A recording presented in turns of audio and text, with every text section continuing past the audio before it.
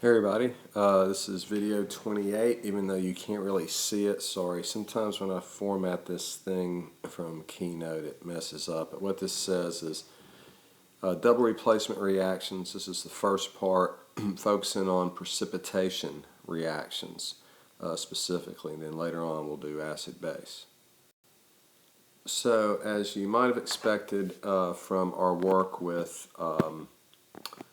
single replacement reactions, a double replacement reaction occurs when both reactants are in aqueous solution and therefore have a positive and negative part. So we've got two ionic compounds composed of cations and anions, both in aqueous solution. And the positive ion of one, you can switch it out with the positive ion of the other, and so on the other side you get this. But notice this. For precipitation reactions, one of these pairs will form a solid precipitate and come out of solution.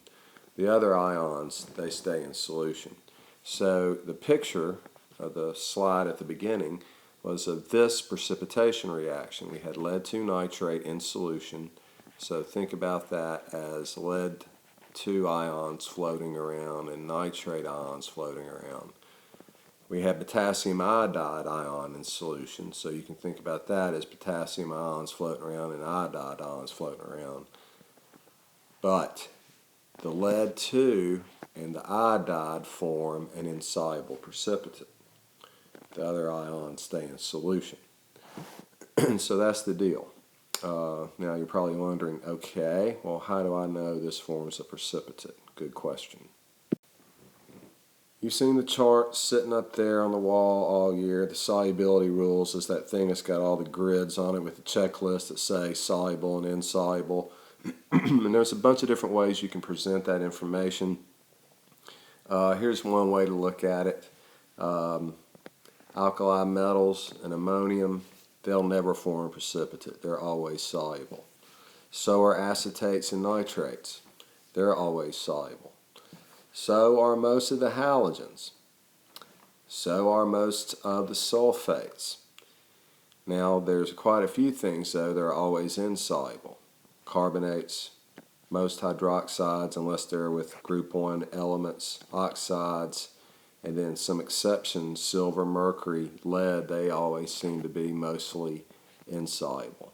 So that seems confusing. We'll get better at it, but there's other ways to present it that may be more clear. Here's the one that's up on the wall in the classroom. We'll be looking up at it a lot.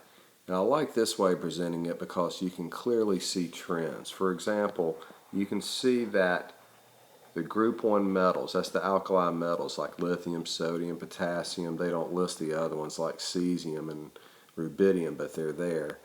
And ammonium compounds, they're always soluble. Those cations, no matter what they're with, they will never form a precipitate. There's an anion too, nitrate. No matter what it's with, it will never form a precipitate. Okay? And so the idea with this thing is not to get too specific, but just to recognize trends. Do you see some things that are mostly insoluble? What that means is they'll form precipitates usually. Yeah, it seems like a lot of silver compounds are insoluble. Seems like a lot of lead compounds are insoluble. Quite a few copper, quite a few iron. And as far as anions, look at those phosphates. They're mostly insoluble, and so are a lot of chromates. So the idea here is just to kind of see generalities rather than getting too really specific, although you can, as you can see. So the idea behind a double replacement reaction is there has to be what we call a driving force for the reaction to occur. Otherwise, it's not going to happen. And so in a precipitation reaction, the driving force is for a couple of ions to come out of solution, the removal of a pair of ions from solution as a solid precipitate. So let's take a look at this example. We've got a solution of silver nitrate. Think about it like this: silver ions and nitrate ions floating around. And we're going to dump in there some potassium chloride solution. So that's going to put potassium ions and chloride ions solution floating around. Now obviously there's a whole bunch more ions in there, but those are the only 4 types. So if we look at our solubility rules, we'll see that these 2 ions form an insoluble precipitate. And so Ag is +1, chloride's -1. That's the precipitate, so we'll put an S down there. And then the potassium nitrate we'll write as AQ. Okay?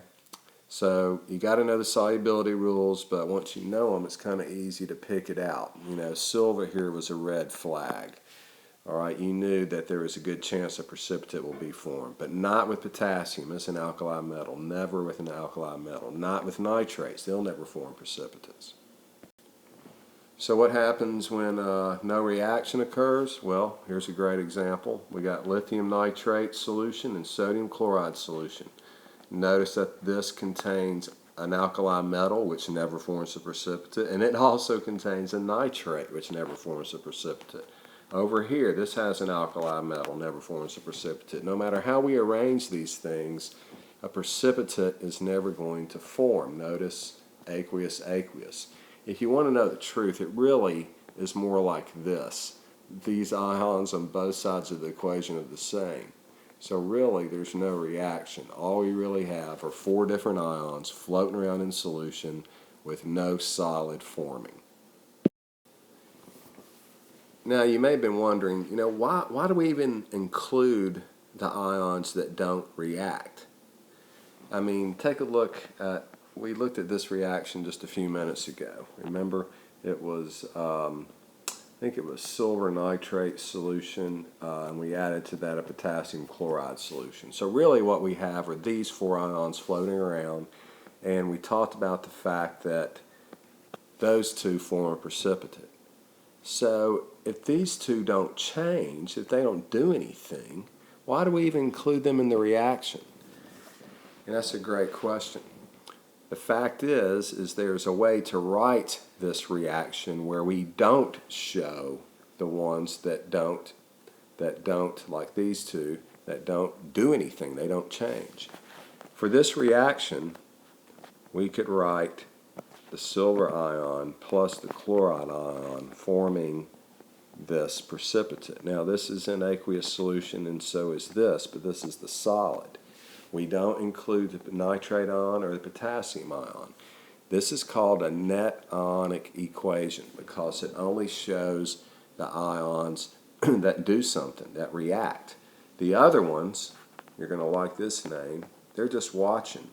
Therefore, they're called spectator ions. So take a look at this first reaction. It says we have a solution of zinc acetate, which I wrote there, and cesium hydroxide, which I wrote there. So if you think about the ions in solution, there's going to be zinc ions, there's going to be acetate ions, there's going to be cesium ions, and there's going to be hydroxide ions. If you look at the solubility chart, you'll notice that it's the zinc hydroxide that forms the precipitate. So I'll put that in red, and you could write the other 2 like this. But if we're thinking about writing the net ionic equation, we're only going to be concerned about the ions that make up the precipitate. And so what we're going to write instead is Zn plus 2 plus OH minus goes to ZnOH2. Up, we got to balance out the hydroxides. They got a 2 up here anyway, so we got to put a 2 right there to balance that out. Now this reaction is called the net ionic equation, and it only shows the ions that actually react to form the precipitate. Now there's nothing wrong with this equation, but this way of representing it obviously is a much more direct way of representing what's happening. Let's take a look at the next one.